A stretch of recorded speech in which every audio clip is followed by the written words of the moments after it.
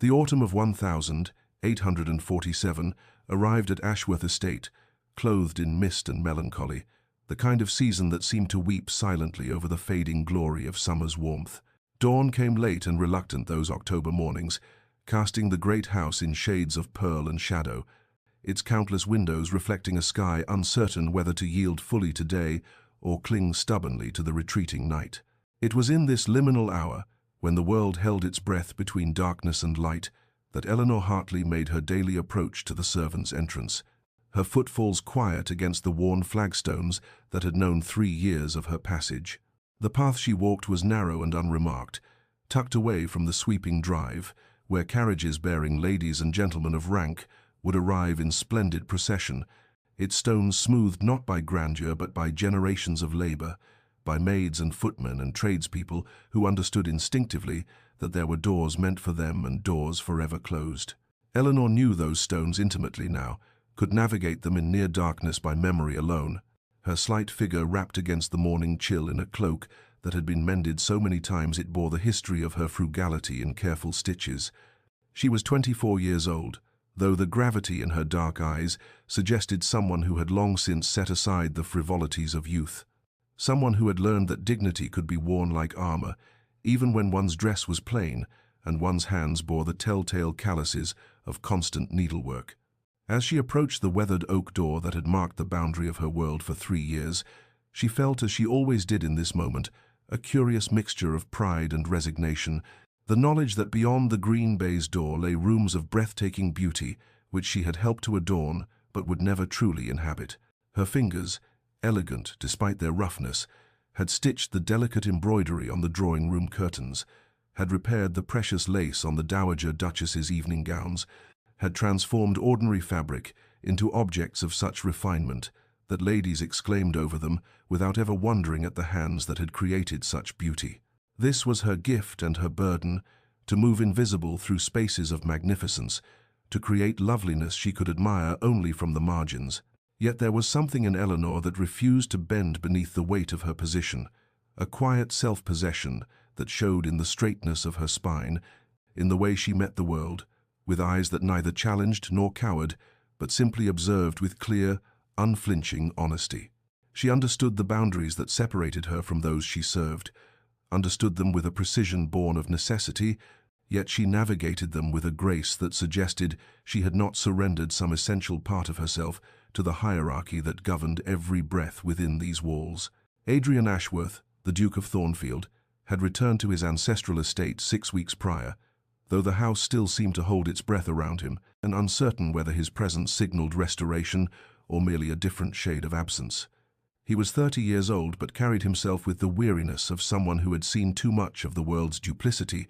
his handsome features marked by a remoteness that had not been present before his 2-year sojourn abroad, before the scandal that had driven him from England's shores, with his faith in human nature shattered like so much fine crystal against stone. The household staff spoke in whispers about the change in their master, how the easy charm that had once characterized the young duke had been replaced by a courteous coldness, how he moved through the rooms of Ashworth with the air of a man performing duties rather than inhabiting a home, how his rare smiles never quite reached his grey eyes. Yet on this particular October morning, standing at the window of his study while the household still slumbered, Adrian found himself watching the courtyard with an attention he could not fully explain, his gaze drawn to the slight figure, making her way through the pre-dawn gloom toward the servants' entrance. He had noticed her before. This seamstress, whose name he had learned was Eleanor Hartley, had observed the peculiar grace with which she navigated the narrow path, the way she held herself with a dignity that seemed incongruous with her station, as if she carried some private certainty that neither rank nor circumstance could diminish. There was something in her bearing that unsettled him, that penetrated the careful indifference he had cultivated since his return, though he told himself his curiosity was idle, meaningless, the simple observation of someone with too much time and too little purpose. His bitterness ran deep, a poison he had drunk willingly after Vivienne Cartwright had proven that even the most ardent protestations of love could be performance, that private confidences could become public entertainment if the price was right, that he had been valued not for himself but for the prestige his title conferred. Yet watching this unknown woman cross the courtyard, Adrian felt something stir beneath the carefully maintained ice around his heart, an unwilling interest he resented even as he acknowledged its presence. Later that same day, as he made his way through the East Corridor on some forgotten errand, he encountered her a brief, charged moment when Eleanor emerged from the linen room and nearly collided with him, her arms full of fabric, her eyes widening in alarm at the unexpected proximity to the master of the house. Their gazes met for a fraction of a second, hers dark and startled, his cool and assessing, and in that instant, Adrian registered the intelligence in her expression, the proud set of her shoulders, even as she immediately lowered her eyes and stepped aside, murmuring an apology so quiet he almost didn't hear it. She was past him before he could respond, disappearing around the corner with swift, silent steps, leaving him standing in the corridor wondering why such a brief encounter had left him feeling as though something significant had occurred, as though he had glimpsed something rare and true in a world that had taught him to trust nothing and no one, least of all the evidence of his own treacherous heart. The summons came on a grey November morning, when frost still clung stubbornly to the window panes, delivered by Mrs. Hartwell with an expression that mingled approval and concern, informing Eleanor that the Dowager Duchess herself had requested her presence to undertake the restoration of a priceless heirloom wedding veil that had been worn by Ashworth brides for 3 generations and now required the most delicate of hands to repair the damage time and careful storage had failed to prevent. Eleanor felt her stomach tighten with both honor and apprehension as she gathered her finest needles and most precious silks, understanding that this commission would require her to work, not in the familiar confines of the servants' sewing room, but in the family's private chambers, crossing boundaries she had spent 3 years carefully respecting, entering spaces where she did not belong, except by explicit invitation and temporary necessity. The Dowager's sitting room, when Eleanor was ushered into it by a footman whose expression revealed nothing, was a symphony of quiet opulence that made her acutely conscious of her plain dress and work-roughened hands, all pale blue silk wallpaper and gleaming mahogany furniture, portraits of long-dead Ashworths gazing down with aristocratic indifference, the very air seeming to carry the weight of privilege and history. She stood uncertainly near the door until the Dowager, a handsome woman of perhaps 55 with iron-grey hair and shrewd hazel eyes, gestured her forward to examine the veil spread across a velvet-covered table,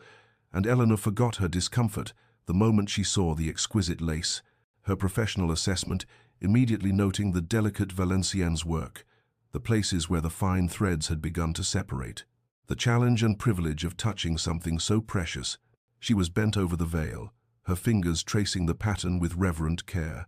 her mind already calculating the hours of painstaking work required when she heard footsteps behind her and turned to find Adrian Ashworth standing in the doorway of what had been his late mother's sitting room,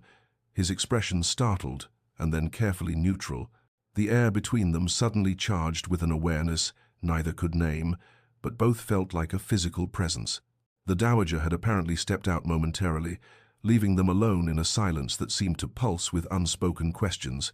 and when Adrian spoke, his voice was curt, almost harsh, asking what she was doing in these private quarters, though Eleanor sensed the curtness was directed more at his own reaction to finding her there than at her presence itself. She explained about the veil with careful respect, her eyes properly lowered, her voice steady despite the rapid beating of her heart, and she felt rather than saw him move closer, drawn despite himself to examine her work, his gaze falling on her hands as she demonstrated the technique she would use for the repair. "Your hands are quite elegant," he said, the words seemingly surprising him as much as they startled her, and she looked up to find him studying her with an intensity that made her breath catch, his grey eyes revealing a vulnerability that contradicted the studied coldness she had observed from a distance. She should have remained silent, should have accepted the compliment with a murmured thank you and returned her attention to the veil. But something in his expression, some loneliness that echoed her own, loosened her tongue, and she found herself speaking with unguarded passion about the craftsmanship of the lace, the skill of the long-dead artisan who had created such beauty, the profound satisfaction of preserving something precious for future generations. Adrian listened with an attention that seemed to reach past her words to something deeper, and for a moment She forgot entirely the gulf between their stations, forgot everything except the connection sparking between two people who recognized in each other something rare and true, until the sound of the dowager's returning footsteps broke the spell, and Eleanor retreated instantly into the proper deference her position required, though not before she saw in Adrian's eyes something that looked remarkably like wonder, as if he had discovered something unexpected and infinitely valuable in the last place he had thought to find it. The following weeks brought an unseasonable chill that seemed to seep through even the thick stone walls of Ashworth, and Eleanor found herself working on the delicate veil in the warmth of the morning room, where the Dowager and Lady Beatrice often received callers, her fingers moving with practiced precision through the intricate lace, while around her swirled the polite conversation of ladies discussing charitable endeavors and social engagements, their voices a familiar backdrop to her concentration. She had grown accustomed to her peculiar position in these gatherings,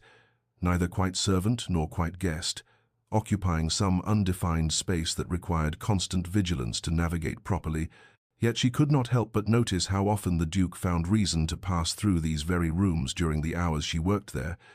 his tall figure appearing in the doorway with some question for his stepmother about estate business or some document requiring Lady Beatrice's attention,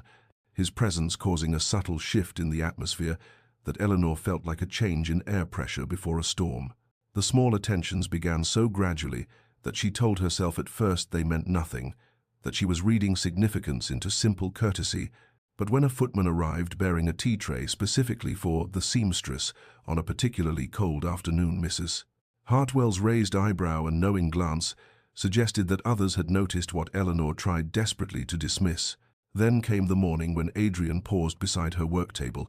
ostensibly examining a set of damaged tapestries that hung in the adjacent gallery, and asked her opinion on their restoration, in his tone casual, but his eyes intent, as he listened to her explanation of the historical techniques used in their creation, her knowledge drawn from her father's extensive library and her own years of study, and she saw surprise flicker across his features, followed by something that looked remarkably like respect. The Dowager observed these interactions with a shrewdness that made Eleanor acutely self-conscious, though when their eyes met across the room one afternoon, the older woman's expression held neither disapproval nor censure, but rather a thoughtful consideration that seemed to weigh possibilities against probabilities, as if she were solving some complex equation whose variables included her stepson's happiness and the rigid mathematics of social hierarchy. Eleanor's internal state grew increasingly tumultuous as the days passed, and the weight of Adrian's attention became impossible to deny or dismiss, her heart beating faster whenever she heard his footsteps in the corridor, her awareness of his presence in a room as acute as if he carried his own source of heat and light. Yet she scolded herself fiercely for the traitorous hope that flickered to life, despite all reason and propriety, telling herself that she imagined the way his gaze lingered on her face, that she projected her own impossible feelings onto his simple kindness, that a duke and a seamstress inhabited different worlds as surely as the stars inhabited different spheres, and any thought of crossing that divide was not merely impractical but dangerously foolish, the kind of fantasy that could only lead to heartbreak and ruin. The December afternoon had turned the formal gardens into a landscape of silver and shadow, when Eleanor, having completed her work early on the Vale and seeking a moment of solitude before returning to the servants' quarters, and happened to glance through the morning-room windows and saw Lady Beatrice standing beside the frozen fountain in obvious distress, her posture rigid with discomfort, as a gentleman Eleanor recognized as Lord Pemberton's son leaned far too close, his hand grasping her arm with presumptuous familiarity that made Eleanor's blood run cold with recognition of a situation no young lady should endure alone. She did not pause to consider whether intervention lay within her authority, or whether crossing into the garden constituted an inappropriate breach of her position, driven instead by an instinct that had nothing to do with rank and everything to do with fundamental human decency.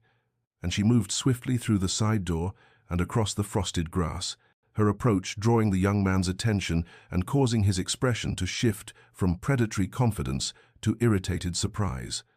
"Lady Beatrice," Eleanor said with a calm that belied the rapid beating of her heart, "the Dowager Duchess has requested your presence immediately regarding tomorrow's arrangements." The lie delivered with such conviction that Beatrice seized upon it gratefully. pulling free from Lord Pemberton's grasp and moving to Eleanor's side with relief evident in every line of her trembling frame. The gentleman attempted to protest, his tone condescending as he addressed Eleanor with barely concealed contempt, suggesting that servants should not interfere in matters above their station, but Eleanor met his gaze steadily and replied with quiet firmness that any person of conscience would recognize when assistance was required, regardless of station, and she guided Beatrice back toward the house with a protective hand at the young woman's elbow, leaving Lord Pemberton fuming in the frozen garden. Lady Beatrice thanked her profusely once they were safely inside, her gratitude spilling over in rushed explanations of how the man had cornered her. How frightened she had been, how grateful she was for Eleanor's intervention, and Eleanor soothed her gently before ensuring she was safely delivered to her chambers, thinking the matter concluded until later that evening, when word came that the Duke wished to see her in the servants' hall, a summons so unprecedented that the entire below-stairs staff fell silent as Adrian Ashworth descended into their domain, his tall figure seeming to fill the low-ceilinged space as every servant rose in startled respect. He thanked Eleanor formally for her protection of his sister, his words correct and proper, but his eyes held an intensity that made her aware of every other person watching this extraordinary exchange, and when he asked why she had acted, she answered simply and honestly that it was the right thing to do, that one need not be noble by birth to recognize when nobility of action was required, and she saw something shift in his expression, some final barrier crumbling as he looked at her with undisguised wonder, as if she had just answered a question he had been asking himself for weeks without knowing he sought an answer. The moment stretched between them, charged with recognition and possibility, until Adrian nodded slowly and departed, leaving Eleanor trembling slightly as she felt the weight of curious and astonished gazes from her fellow servants. And though she feared she had overstepped some invisible line and invited consequences she could not predict, she could not regret speaking truth or acting with the integrity her father had taught her to value above all else, even as her heart whispered that something fundamental had shifted between herself and the Duke, something that could not now be taken back or ignored. The days following Eleanor's intervention on Lady Beatrice's behalf brought a shift in the household's rhythms, as subtle as the turning of winter toward its deepest cold, for Adrian began requesting Eleanor's presence for what he termed consultations about various textile projects throughout the estate. And though both of them recognized these pretexts for what they were, neither acknowledged aloud the transparent nature of his requests or the way their conversations gradually drifted from discussions of damask patterns and tapestry restoration toward territory far more personal and revealing. He asked about her past one grey afternoon as they stood before a series of faded wall hangings in the long gallery. His tone carefully casual, but his attention focused entirely on her response, and Eleanor found herself speaking of her father with a tenderness she rarely allowed herself to express, describing the country vicarage where she had grown up, surrounded by his extensive library, the genteel poverty that had marked her childhood after her mother's early death, and finally, the debts that had accumulated through her father's generous nature and poor financial judgment,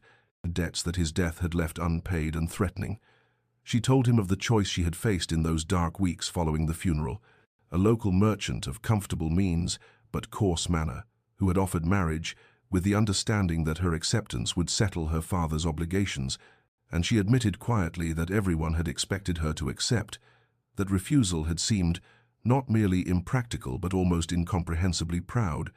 yet she had chosen honest work over a union that would have required her to pretend affection she could not feel, to spend her life as payment for her father's mistakes. Adrian listened with an intensity that made her aware of how rarely anyone had truly attended to her words,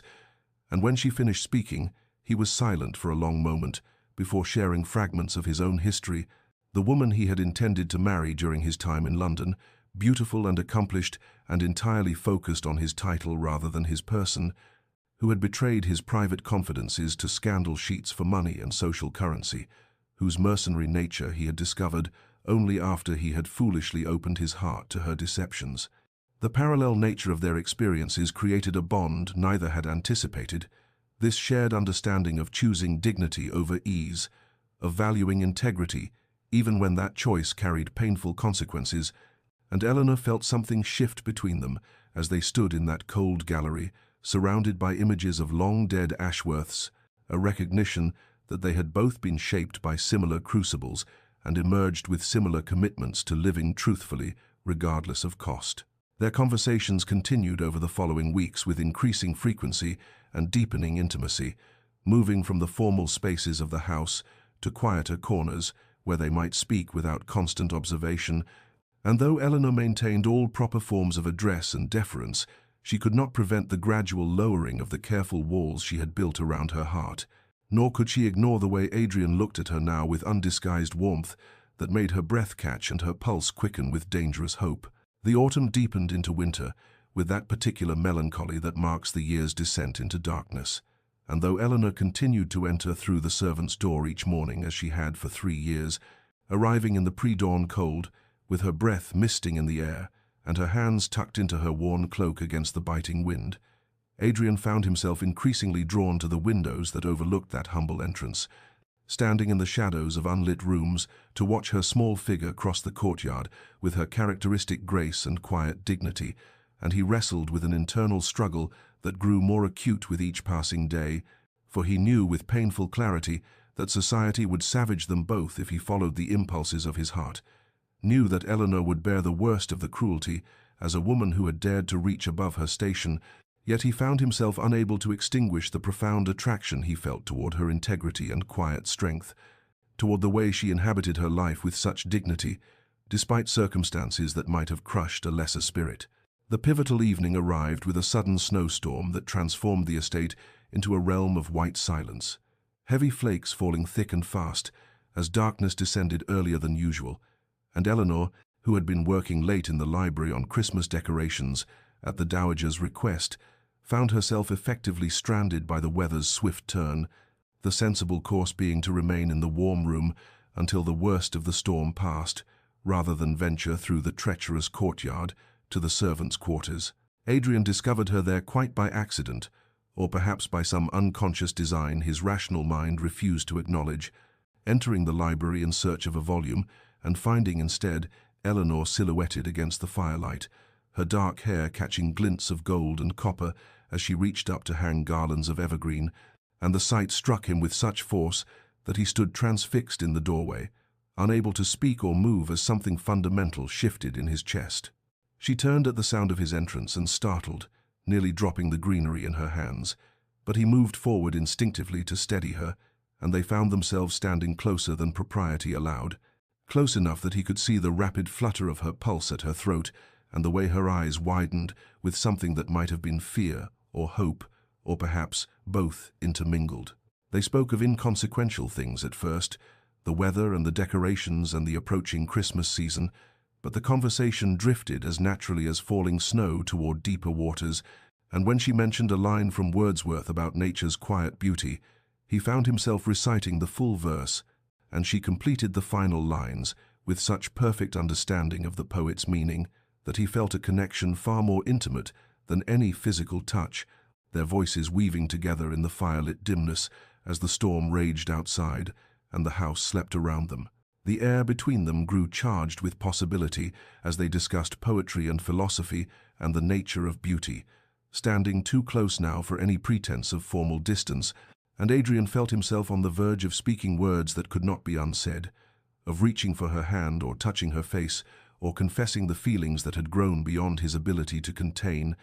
and he saw in her eyes that she felt the same dangerous pull toward a precipice they both knew they should not cross. But propriety intervened, as it always must, the clock striking the hour and breaking the spell, and Eleanor stepped back with visible effort, her voice unsteady as she murmured something about the lateness of the hour and her need to return to her quarters. And though Adrian wanted to ask her to stay, wanted to tell her that he no longer cared about the barriers between them or the scandal that would surely follow, he let her go because he was not yet quite brave enough to speak the truth aloud, and he watched her slip through the doorway into the snowy darkness while he remained by the dying fire, knowing that both of them would lie awake that night, fighting the same internal battle between what their hearts demanded and what their positions in the world's hierarchy seemed to require of them. Christmas arrived at Ashworth with all the glittering pageantry expected of a ducal household. The estate transformed into a realm of candlelight and evergreen boughs, of polished silver and crystal that caught the flames of hundreds of tapers, And Eleanor found herself working behind the scenes, as she had for 3 Christmases prior, her skilled fingers adjusting the drape of silk gowns and mending small tears in delicate fabrics, her presence invisible to the guests who swept through the grand rooms in their finery. And she told herself that this was proper, that this was her place, yet she could not prevent herself from stealing glimpses of the festivities through the servants' passage, watching through a crack in the doorway, as Adrian moved through the ballroom with that particular grace, born of privilege and training, dancing with young ladies whose breeding matched his own, whose conversation sparkled with practiced wit, whose beauty had been cultivated from birth for precisely such occasions. She witnessed Lady Charlotte Pemberton in particular, claiming his attention with obvious design, the woman's alabaster skin and golden hair creating a vision of perfection, as she laughed at something Adrian said, her hand resting on his arm with casual intimacy, and Eleanor felt something crack inside her chest as she acknowledged the truth she had been avoiding for weeks, the painful reality that she had fallen in love with a man so far above her station that even imagining a future together constituted a kind of madness, and she felt foolish for the private dreams she had harbored after that evening in the library, foolish for believing that the moments of connection they had shared meant anything beyond a duke's kindness to a skilled servant.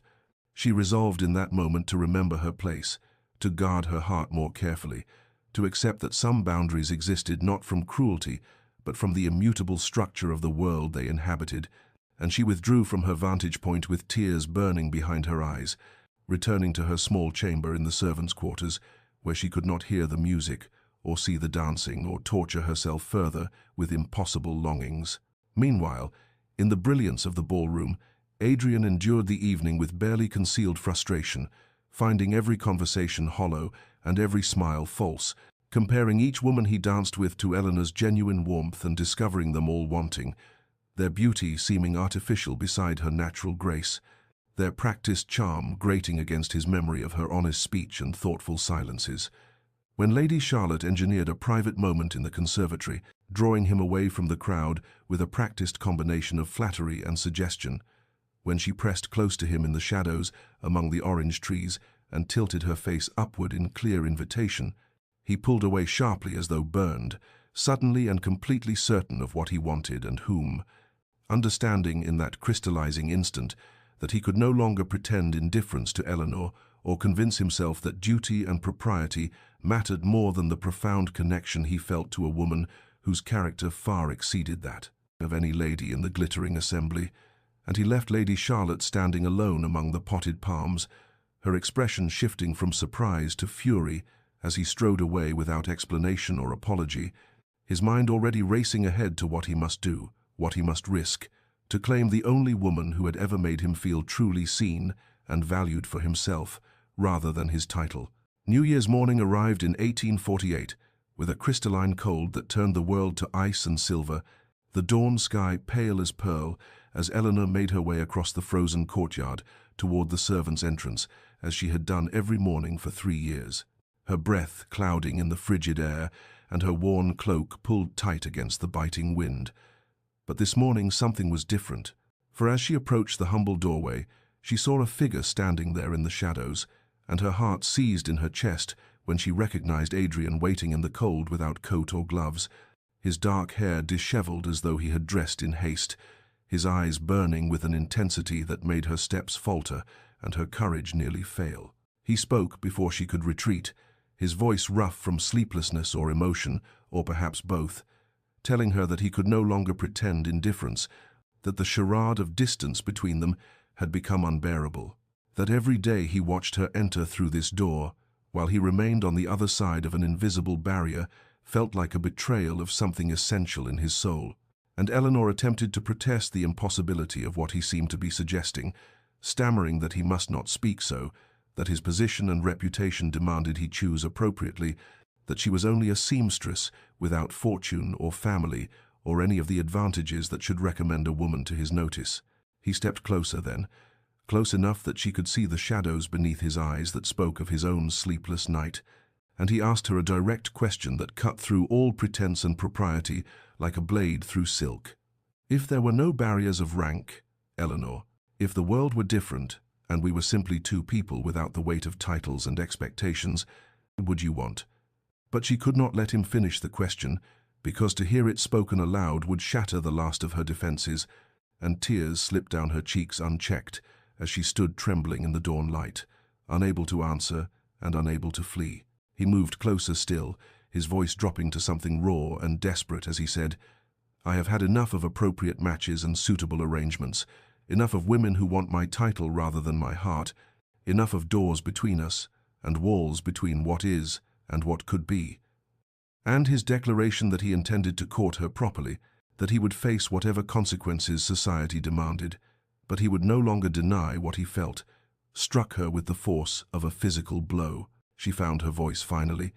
though it shook with fear and longing intertwined, and she spoke of her terror for his reputation, for the scandal that would surely destroy his standing among his peers, and for the whispers and cruelty that would follow them both if he persisted in this madness. But he reached out and took her cold hands in his warm ones, and his quiet insistence carried the weight of absolute conviction as he said, "I would rather be truthful with you than comfortable with anyone else, would rather face scandal beside you than acceptance beside someone I do not love." And in that moment, standing in the frozen courtyard as the sun broke over the horizon and painted the ice with gold, Eleanor understood that he was offering her not just his heart but his whole life, asking her to trust that their love might be strong enough to weather the storm that was surely coming. And though fear still clutched at her chest, she felt something else rising beneath it, something that felt dangerously like hope. The crisis descended upon them with the swift brutality of a winter storm, for within days of Adrian's declaration in the courtyard, society learned of the Duke's intentions through servants' gossip and the sharp eyes of those who made it their business to monitor the activities of the great families, and the scandal erupted with a viciousness that shocked even Eleanor in her darkest imaginings,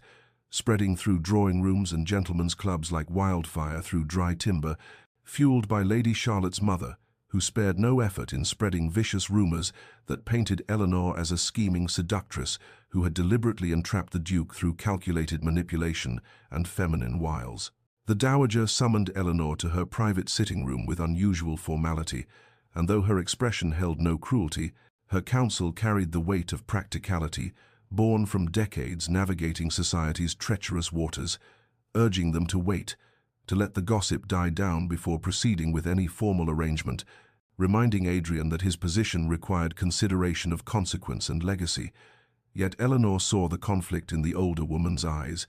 the tension between her genuine regard for Eleanor's character and her fear for her stepson's standing. Adrian's neighboring peers called upon him in steady succession, ostensibly for friendly visits, but actually to dissuade what they termed his madness, speaking in measured tones about duty and appropriate matches, about the damage to his family's reputation and the mockery he would face in Parliament. And though Adrian received them with icy politeness and dismissed their concerns with barely contained fury, Eleanor witnessed the toll these confrontations exacted, saw the tightness around his mouth and the shadows deepening beneath his eyes. She faced cruelty from both directions like a woman caught between opposing tides, for some servants resented what they perceived as her presumptuous elevation above her station, whispering that she had forgotten her place and grown too proud, calling her scheming and ambitious behind her back in the very halls where she had worked beside them for 3 years, while the gentry treated her with cutting disdain when she accompanied the Dowager on calls, their cold civility more painful than open hostility. Their pointed questions about her family and background designed to expose her inadequacy for the role she presumed to claim. The breaking point came on a grey February afternoon when Eleanor sought Adrian in his study, finding him standing at the window with shoulders bowed beneath invisible weight, and she spoke the words that had been building in her chest for days despite the agony they cost her, telling him that she would leave Ashworth, would release him from whatever promises he imagined he owed her, would save him from the ruin that loving her seemed destined to bring upon his head,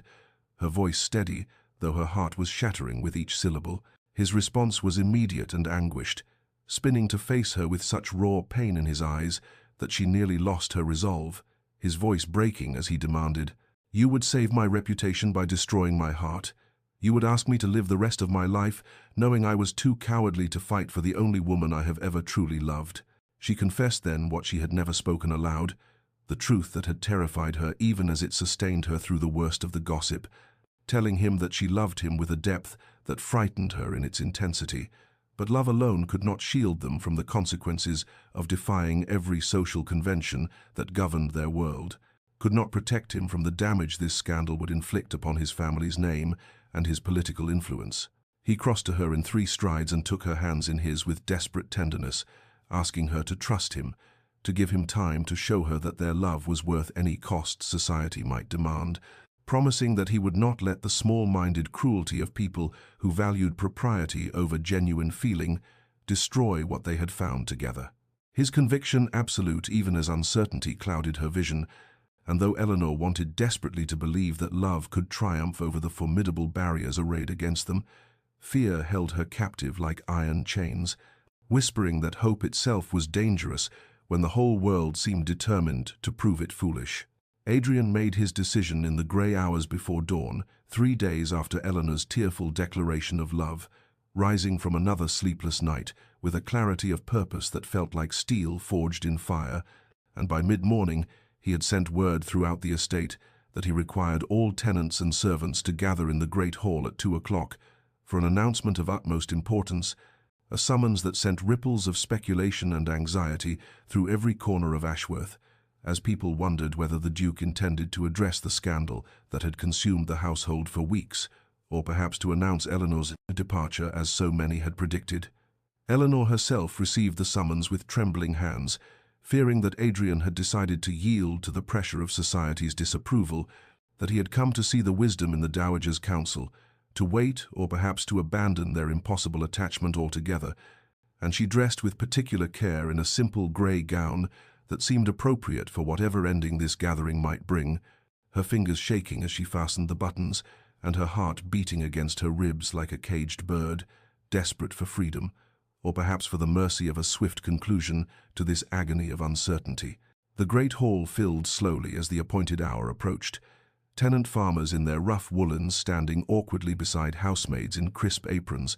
footmen and grooms shifting uncomfortably near the walls, while the upper servants claimed positions of slightly greater prominence, and Eleanor entered last to find every eye turning toward her, with expressions ranging from curiosity to resentment to something that might have been pity, and she stood at the back of the crowd with her spine straight and her chin raised despite the terror coursing through her veins,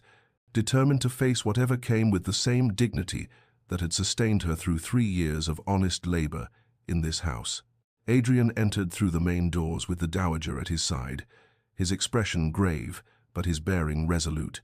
and he took his position on the raised dais at the hall's far end, where generations of Ashworths had addressed their people in times of crisis or celebration,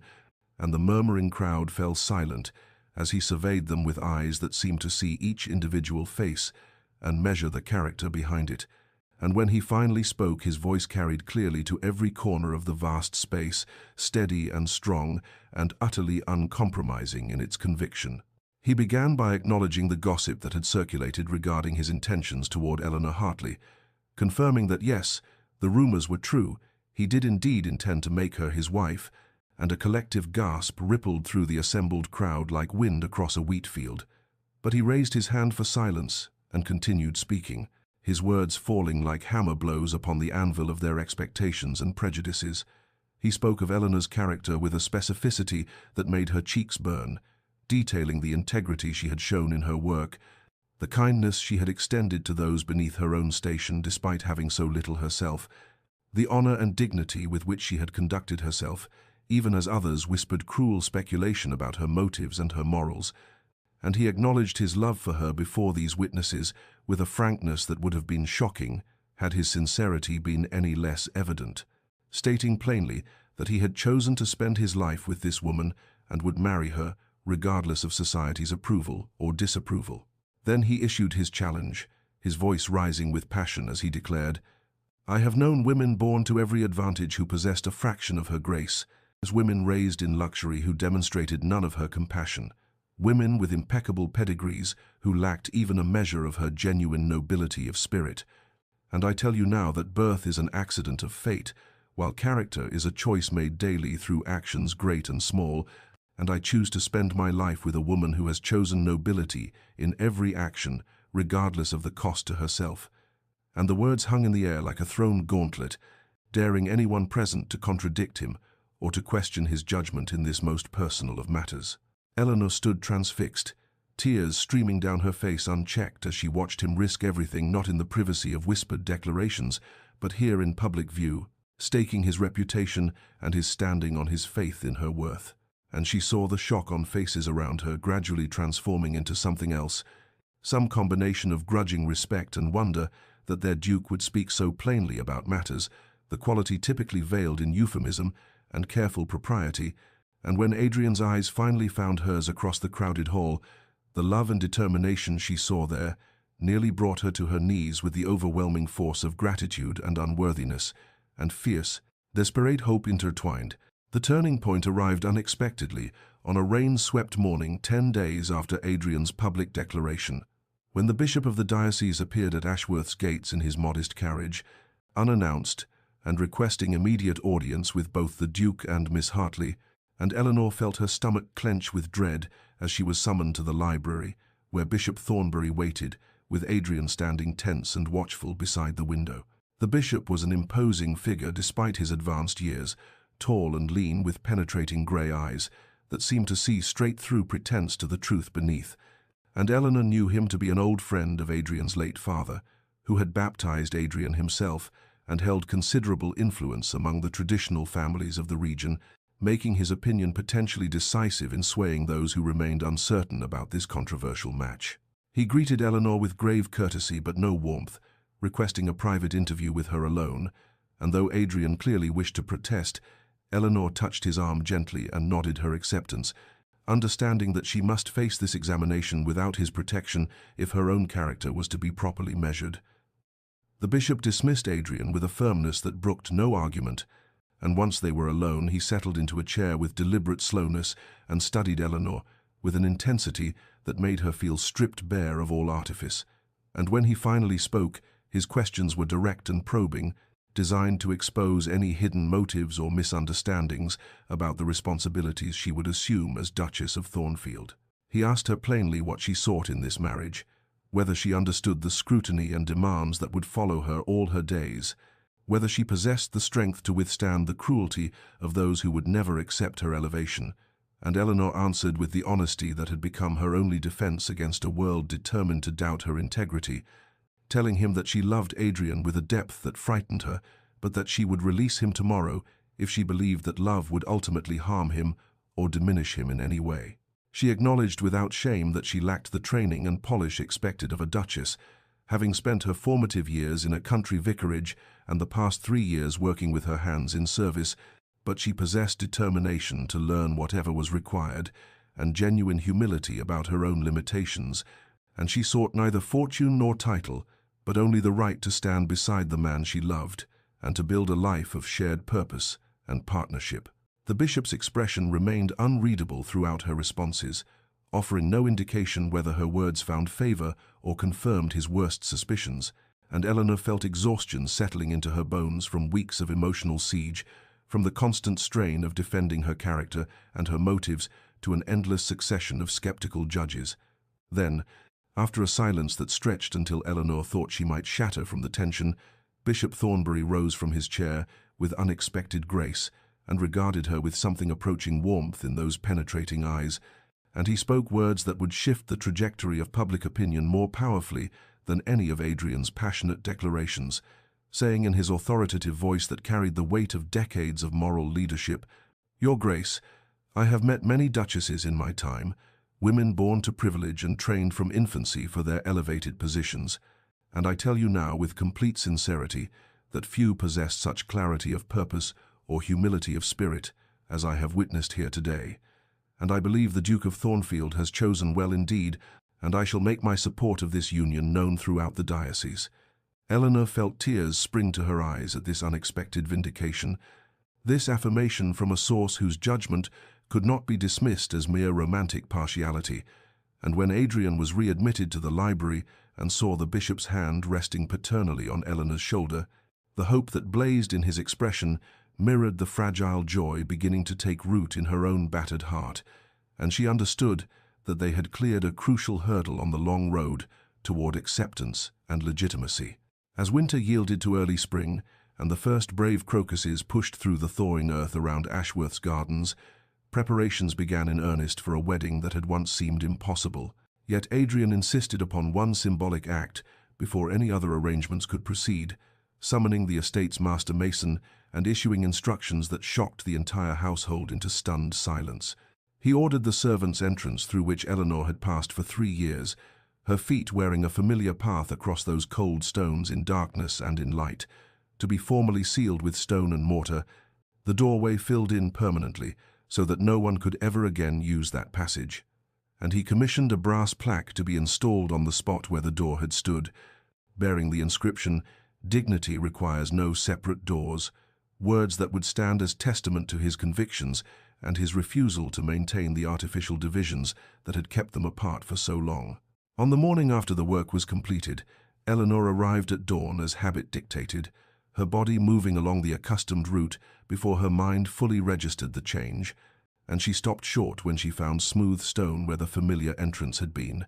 her hand rising to touch the plaque with trembling fingers as she read the words engraved there, and tears blurred her vision as the full meaning of Adrian's gesture settled into her heart with the weight of a sacred vow. She heard footsteps on the gravel path and turned to find Adrian himself approaching from the main entrance, dressed impeccably despite the early hour, and he extended his hand to her with grave formality, his voice carrying clearly in the crisp morning air as he said,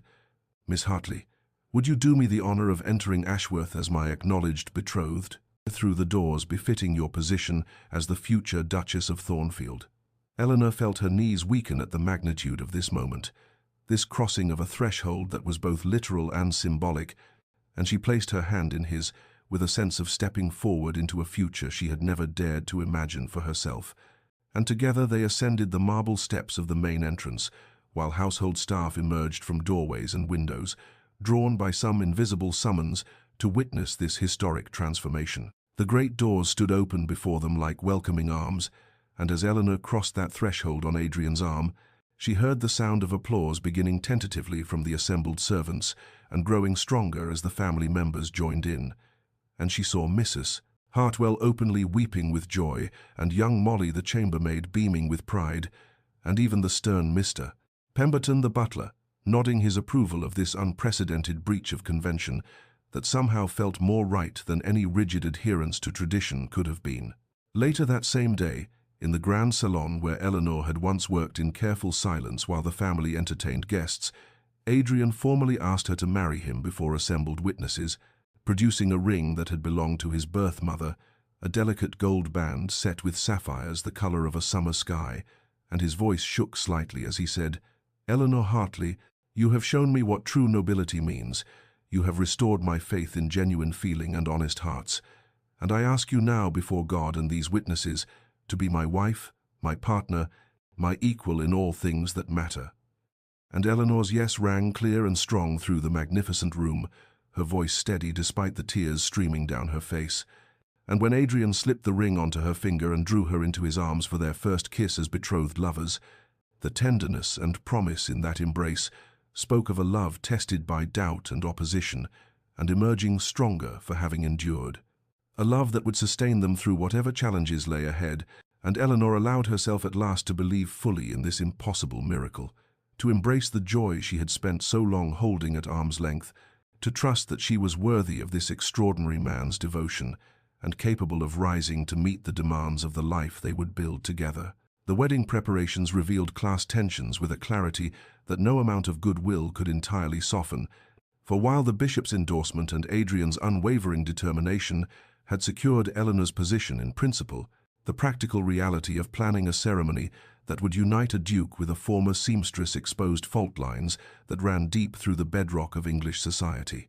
Adrian's paternal aunt, Lady Georgiana Ashworth, sent a coldly formal letter declining to attend and stating plainly that she considered the match a disgrace to the family name that would be whispered about in drawing rooms for generations, and her refusal emboldened others who had been wavering in their judgment, resulting in a steady trickle of polite regrets from families who preferred not to be associated with such an unprecedented breach of social order. Yet for every door that closed against them, another opened with unexpected warmth, and it was Lady Beatrice who emerged as Eleanor's fiercest champion, declaring at a tea party within hearing of several influential matrons that she wanted no friends who could not recognize virtue, regardless of its origin, and that her future sister-in-law possessed more genuine nobility in her smallest finger than many titled ladies possessed in their entire artificial persons. The Dowager Duchess, who had maintained a careful neutrality even after giving her qualified blessing, began to warm more genuinely as she observed Eleanor's genuine care for Adrian and her determination to honor the Ashworth legacy rather than simply claiming its privileges, and she remarked privately to her stepson that she had initially feared he was acting from rebellion against his own class, but now believed he had found something far rarer than an appropriate match. He had found a true partner who would strengthen rather than diminish what the family represented at its best. The wedding preparations proceeded with a strange mixture of traditional grandeur and deliberate simplification, for Adrian insisted on conducting the ceremony in the estate's private chapel rather than in the cathedral where his ancestors had wed for centuries. Understanding that a more intimate gathering would spare Eleanor the ordeal of facing rows of skeptical faces and would allow them to surround themselves only with those who genuinely supported their union. Then came a moment that nearly shattered Eleanor's hard-won composure entirely, when the household servants gathered in the main hall one evening and presented her with a gift they had created collectively, a beautifully sewn handkerchief of the finest linen on which each member of the staff had contributed a single stitch, creating an intricate pattern that represented their shared labor and their blessing on her transformation from colleague to mistress. Mrs. Hartwell, the head housekeeper who had supervised Eleanor's work for 3 years and had witnessed her unfailing courtesy even when exhausted or treated dismissively, spoke for them all with tears gleaming in her shrewd old eyes, saying in her gruff voice that carried genuine emotion beneath its practical tone, "You have never forgotten where you came from, miss. Never put on airs or pretended you were born to what you're stepping into now, and we trust you won't forget us when you become Her Grace. Won't lose sight of what it means to work with your hands and earn your bread through honest labor." Eleanor accepted the handkerchief with trembling fingers and made a promise through her tears that she would remember both. The servant's stairs she had climbed in darkness and cold, and the kindness that had been shown her there, that she would never allow her elevated position to separate her from an understanding of the struggles and dignity of those who served,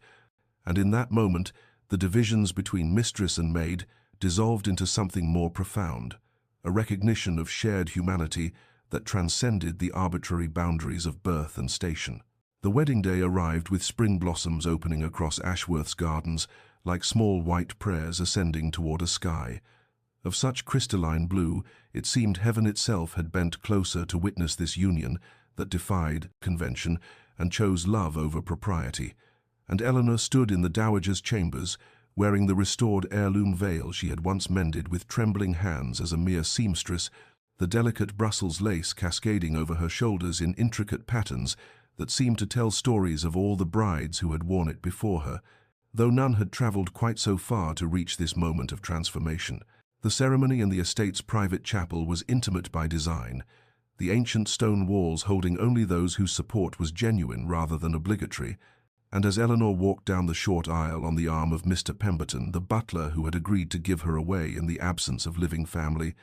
she felt the weight of sympathetic gazes and understood that every person present had chosen to stand as witness, despite the social costs such allegiance might exact, and their courage strengthened her own trembling resolve. Adrian waited at the altar in his formal attire, but it was his face that held Eleanor's attention, the naked emotion visible in his eyes as he watched her approach,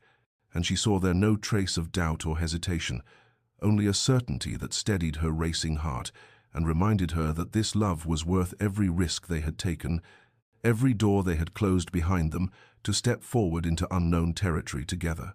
When the time came for vows, Adrian spoke words he had written himself rather than merely repeating the traditional phrases, his voice carrying clearly through the hushed chapel as he said, "Eleanor, I have learned that truth can be found in unexpected places, that genuine nobility has nothing to do with titles or birth, and I vow before God and these witnesses that I choose to spend my life loving you for who you are, rather than what convention says you should represent,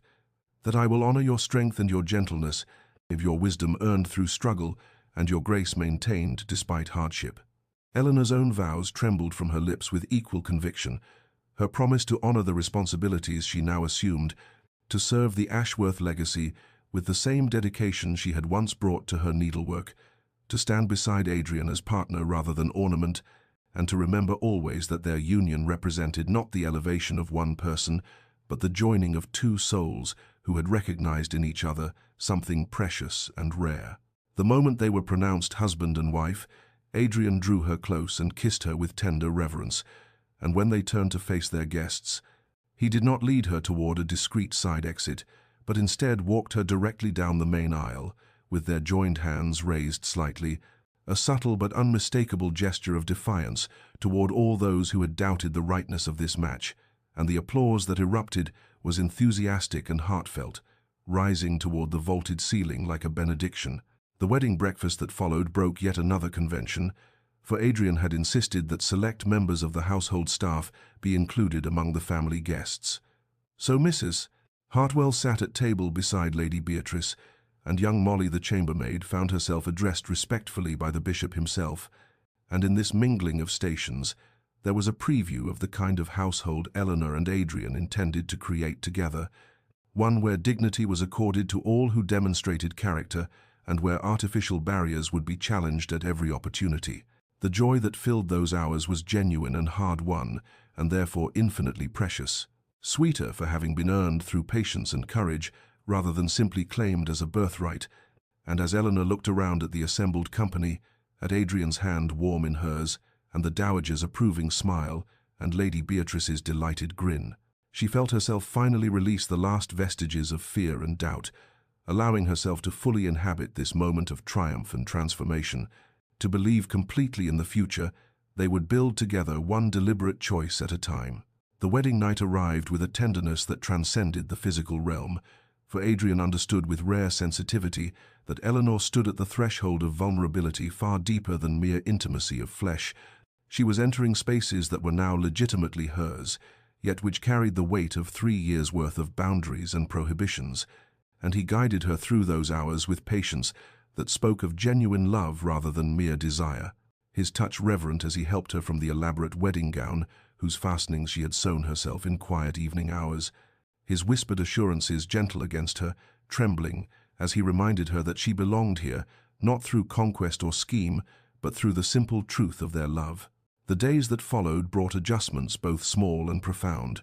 for Eleanor discovered that being served by those who had once been her peers created a strangeness she had not anticipated, and when Molly the chambermaid brought her morning tea with downcast eyes and trembling hands, Eleanor felt the distance between them like a physical ache, and had to resist the urge to take the tray herself and sit beside the girl as equals, yet she understood gradually that kindness need not erase hierarchy entirely. It could instead transform hierarchy into something gentler, could make service feel less like subjugation and more like honored contribution. There came an evening, perhaps a fortnight into their marriage, when Eleanor stood in the Duchess's chambers, her chambers now, staring at her reflection in the gilt-edged mirror and feeling the weight of expectations pressing down upon her shoulders like stones. And when Adrian found her there with tears sliding silently down her cheeks, she confessed in a broken whisper that she felt overwhelmed by the demands of her new position, terrified that she would fail him or embarrass the family name or prove that all those who had called her presumptuous had been right all along. His response came without hesitation but with infinite gentleness as he turned her to face him and cupped her face in his hands, saying with quiet conviction that carried the force of absolute truth, "You need not transform overnight, Eleanor. You need not become someone other than who you are. For I did not fall in love with a duchess or with some idealized vision of what a woman in this position should be. I fell in love with Eleanor Hartley, who stitched beauty with patient hands and walked through cold mornings with quiet dignity. And I ask only that you let her grow into this role at her own pace. Let her bring to it the same integrity and thoughtfulness she has brought to everything else." Their physical intimacy deepened alongside their emotional connection as the weeks passed, creating between them a bond that transcended the separate worlds from which they had come. And when they hosted their first dinner party as Duke and Duchess, Eleanor's nervousness manifested in trembling hands that nearly upset a wine glass, Yet her genuine warmth and her sincere interest in each guest's concerns ultimately won over several skeptical attendees who had come prepared to find fault, but discovered instead a hostess whose lack of aristocratic polish was more than compensated by authentic hospitality that made each person feel genuinely valued rather than merely acknowledged. Months passed, and summer brought its golden warmth to Ashworth, transforming the gardens into riots of color and filling the long days with light that seemed to linger as though reluctant to yield to evening's gentle shadows. And in those sun-drenched weeks, Eleanor grew into her role as Duchess with a determination and grace that surprised even those who had championed her cause. For she approached her new responsibilities with the same meticulous care she had once brought to her needlework, studying the estate's accounts and histories, learning the names and circumstances of every tenant family, understanding that true authority came not from demanding deference, but from earning respect through genuine care for those whose lives depended upon the Ashworth stewardship. She established a program to provide education and skills training for young women in the village, drawing from her own experience of needing to support herself when fortune had stripped away every other option, and the workshop she created in one of the estate's unused buildings became a place where girls who might otherwise have faced desperate choices could learn trades that would grant them independence and dignity, could acquire the skills that would allow them to navigate the world with heads held high, regardless of what circumstances life might impose upon them. Adrian supported her initiatives not merely in private encouragement, but in public endorsement, speaking at the workshop's opening ceremony about how his Duchess understood the challenges facing ordinary people because she had lived them rather than merely observed them from aristocratic distance, and his words carried a quiet pride that made Eleanor's heart swell with gratitude for this man who had chosen her not despite her humble origins, but in part because of the perspective those origins had granted her. Their partnership deepened through those summer months into something that transcended the romantic love that had first drawn them together, becoming instead a collaboration of shared values and complementary strengths, so that when difficult decisions arose regarding estate management or tenant disputes, they would sit together in the study, discussing options with an easy communication that revealed how thoroughly their minds had learned to work in harmony, how completely they had become partners in every sense, rather than merely husband and wife, bound by legal contract and physical attraction. There came an evening in late August when Eleanor sat at Adrian's desk reviewing correspondence, while he stood by the window watching the sun set over fields golden with ripening grain, and in the comfortable silence between them, she felt a wave of contentment so profound it brought tears to her eyes. This sense of having found not just love, but home, not just acceptance, but true belonging, and when she rose to join him at the window, when he turned and drew her into his arms with unconscious tenderness, she whispered against his chest that she had news, that the physician had confirmed what she had already suspected in her heart, that come spring they would welcome their first child.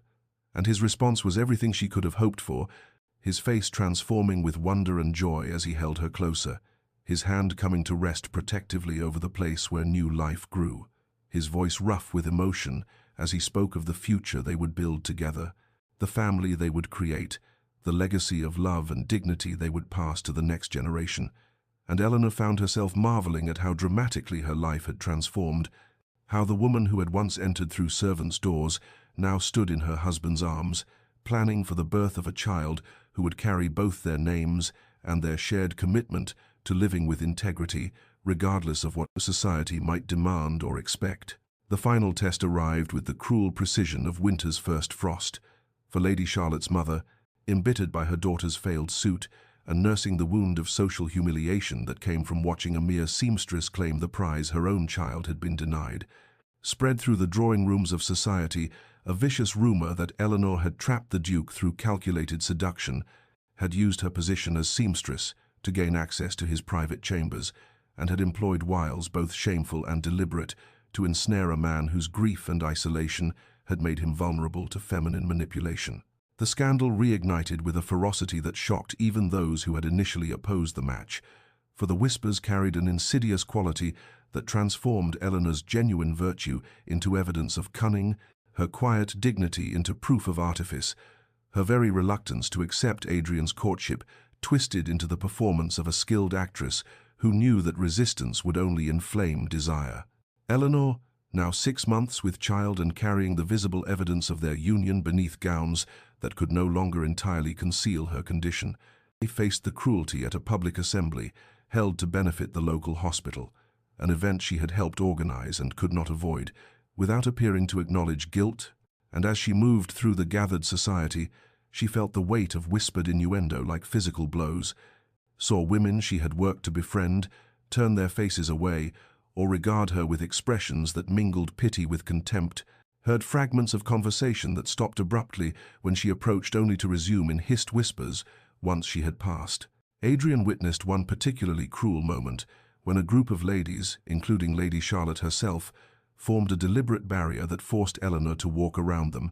saw how his wife maintained her composure, despite the hurt that flickered in her eyes like candle flame in wind, observed the way she placed one hand protectively over her swollen belly, as though shielding their unborn child from the poison of their malice, and something in him that had remained civilized and constrained suddenly broke free with the force of long-suppressed rage. He strode to the center of the assembly hall and called for silence with a voice that carried the full weight of ducal authority, then delivered a speech that would be remembered and repeated in drawing rooms across 3 counties, his words cutting through pretense with surgical precision as he spoke of the cowardice inherent in attacking a woman's character from envy rather than evidence, of the particular cruelty of those who would persecute someone for the crime of rising above the station into which accident of birth had placed her, and then he issued his challenge with eyes that swept the room and lingered deliberately on Lady Charlotte and her mother. "My wife has shown more grace in the face of your cruelty than many of you have shown in lives of ease and privilege. She has borne your whispers and your snubs with a dignity that shames those who fancy themselves her betters, and if you cannot accord her the respect her position and her character both deserve, then you are not welcome in our home or our lives, for I would rather live in honest isolation with a woman of genuine virtue than in false society with those who mistake viciousness for wit and cruelty for sophistication." The room fell into a silence so profound that the ticking of the mantel clock seemed loud as thunder, and Eleanor stood frozen with tears streaming unchecked down her cheeks, tears born not of shame, but of overwhelming gratitude for this man, who had chosen her not in private romance but in public declaration, who defended her not with gentle words in quiet moments but with fierce conviction before witnesses. Then something unexpected occurred that would shift the tide of opinion more decisively than any speech, for the bishop's wife, a woman whose moral authority was unquestioned and whose approval carried weight even among the most traditional elements of society, rose from her seat and crossed the room with deliberate steps, and when she reached Eleanor, she drew the younger woman into an embrace that communicated both comfort and public endorsement, saying in a voice meant to carry, "Your Grace, I have watched you navigate these months with a grace that speaks to the quality of your character, and any who doubt you doubt their own ability to recognize virtue when it stands before them." Others followed then, slowly at first and then with gathering momentum, women who had been uncertain or afraid to show support, now emboldened by the bishop's wife's example, and though some, including Lady Charlotte and her mother, departed in cold fury, the assembly ended not in Eleanor's humiliation, but in her vindication, the scandal extinguished by the simple power of those willing to stand publicly for truth against the seductive ease of malicious gossip. Autumn returned to Ashworth with its familiar palette of copper and gold, the trees shedding their leaves like memories drifting to earth, and with the season came Eleanor's time of confinement in those final weeks when she withdrew from public view according to custom, though Adrian remained constantly near, his anxiety barely concealed behind expressions of calm reassurance that fooled no one who knew him well. The labor began on an October night, when frost silvered the windows and the wind carried the scent of dying leaves and wood smoke, and what the midwife had promised would be a straightforward delivery became instead an ordeal that stretched through the dark hours and into the grey dawn. Eleanor's cries penetrating the thick walls of the birthing chamber to reach Adrian, where he paced the corridor outside like a caged animal, his hands clenched so tightly that his nails drew blood from his palms. The dowager sat with him in vigil, her own face drawn with worry, and when the physician emerged at one point to request additional supplies, when Adrian saw the gravity in the man's expression and heard the careful neutrality in his voice as he spoke of complications. Something in the Duke's chest constricted with a terror more profound than any he had known, a desperate awareness that all his wealth and position meant nothing against the arbitrary cruelty of nature, that he could lose her despite having fought so hard to make her his. He fled to the chapel then, this man who had not prayed with true fervor since childhood, and knelt before the altar with tears streaming down his face, offering bargains to a God he was not certain existed, willing to trade title, fortune, even his own life for Eleanor's survival, for the chance to hold her again and tell her that she mattered more than any child they might create, that he would rather have her alone than lose her in the bearing of his heir. The dawn strengthened beyond the stained glass windows, painting colored patterns across the stone floor, and still he prayed until finally, mercifully, he heard footsteps and looked up to see Mrs. Hartwell's tear-stained but smiling face, heard her voice break as she told him that her Grace had been delivered of a daughter, and that both mother and child lived, and his relief was so overwhelming that he remained on his knees, his body shaking with sobs that combined gratitude and lingering fear, and the profound humility of having been granted what he had no right to expect. When they finally allowed him into the chamber, he found Eleanor propped against pillows, her face pale and marked with exhaustion, but alive, wonderfully alive, and in her arms a tiny creature with a shock of dark hair and impossibly small fingers that curled reflexively when he touched them, and the emotion that flooded through him as he looked at his wife and daughter was something beyond naming, a mixture of love and awe and protective fierceness that remade him in that moment into something he had never been before, into a father willing to move heaven and earth to keep these two souls safe. The christening came 6 weeks later, when Eleanor had regained her strength, the ceremony held in the same chapel where Adrian had prayed for her survival, and they named their daughter Grace Eleanor Ashworth in deliberate acknowledgement of the unearned mercy that had brought her parents together, and the woman whose courage had made such love possible, and the gathered witnesses represented the full spectrum of Ashworth's community, nobility standing alongside tenant farmers and house servants in a gathering that would have been unthinkable before Eleanor's arrival, but which now seemed natural and right. The dowager held her granddaughter with obvious love, the baby small and perfect in her arms, and when she looked at Eleanor, her expression held none of the reserve that had once marked their interactions, only warmth and genuine affection, as she said, "You have brought light back to this house, my dear. You have reminded us all what truly matters, and my stepson chose wisely when he chose his heart over society's expectations." And Eleanor felt in that moment the final dissolution of any lingering sense of not belonging, the complete certainty that she had found home, not just in Adrian's love, but in this place, and among these people who had learned to see past the accident of her birth, to recognize the substance of her character. 5 years had passed since Eleanor Hartley first entered Ashworth as a seamstress, arriving in darkness through the servants' entrance with her sewing basket and her quiet dreams, and 3 years since she had entered it as a bride, through doors flung wide in defiance of convention, and in the interval between those entrances she had been transformed, not merely in title, but in the deepest substance of her being, and had grown from a woman who moved through the world with careful steps designed to avoid notice, into one who walked with the confidence born of knowing she belonged exactly where she stood. The autumn morning found her in the great hall, overseeing preparations for the harvest festival, her voice calm and assured as she directed servants, who now deferred to her judgment without the hesitation that had marked those early months. And watching from the doorway, Adrian felt his chest tighten with familiar wonder at the sight of her.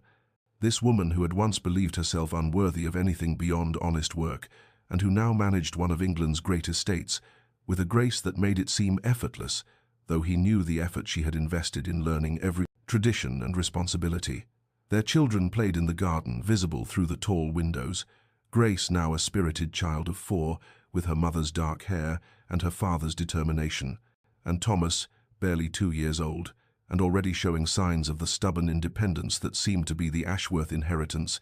And when Eleanor glanced up and caught her husband watching, she smiled with the easy intimacy of those who have built something real together through patience and deliberate choice. The former servant's entrance, that narrow door through which Eleanor had passed in cold and darkness for 3 years, had been transformed, according to her vision, into a bright workshop where young women from the village and surrounding farms came to learn skills that might save them from the desperate choices poverty too often demanded,